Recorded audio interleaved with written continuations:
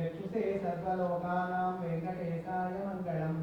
మంగళం కోసలేంద్రాయ మహనీయ గుణాత్మనే. మీరందరూ ఇక్కడికి రండి అంటుంది ఒక గోపిక.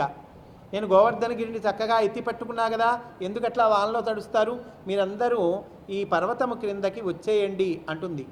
ఇంకొక గోపిక, ఇదిగో పూతన పాలివ్వటానికి వచ్చింది, ఈ పూతనను నేను సంహరిస్తాను అని కృష్ణుడు పూతనని సంహరించినట్టుగా చూస్తారు. ఇంకొక గోపిక తృణావర్తుణ్ణి సంహరిస్తున్నట్టు, ఆయన తృణావర్తుణ్ణి సంహరిస్తున్నట్టుగా ఆవిడ నటన చేస్తుంది. అంటే నటన కాదు ఇది, వాళ్ళే కృష్ణుడైపోయారు అంటున్నారు. అంటే సాధనలో స్టేజెస్ అన్నమాట.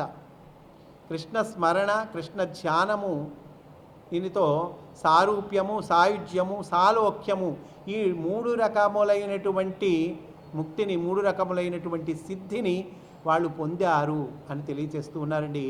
వాళ్ళకి చక్కగా ఆయన ఆ రకమైనటువంటి ఆనందానుభూతిని, బ్రహ్మానుభూతిని ఆ రాత్రి ప్రసాదించాడు. తర్వాత వాళ్ళని మళ్ళీ తర్వాత చిన్నగా వాళ్ళు మళ్ళీ తేరుకున్న తర్వాత వాళ్ళని చక్కగా వాళ్ళ నిజగృహాలకు పంపించాడు.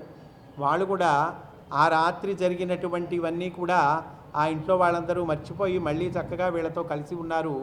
ఇదంతా కూడా కృష్ణమాయ, విష్ణుమాయ అని తెలియజేస్తూ ఉన్నారు భాగవతంలో. ఈ విధంగా రాసక్రీడ అనేటువంటిది చక్కగా వాళ్ళ చేత జరిపించాడు స్వామి. ఇది శారీరక సంబంధమైనటువంటిది కాదు, జీవుడు పరమాత్మ సాయుధ్యాన్ని పొందేటువంటి ఒకానొక ఉత్తమమైనటువంటి స్థితి.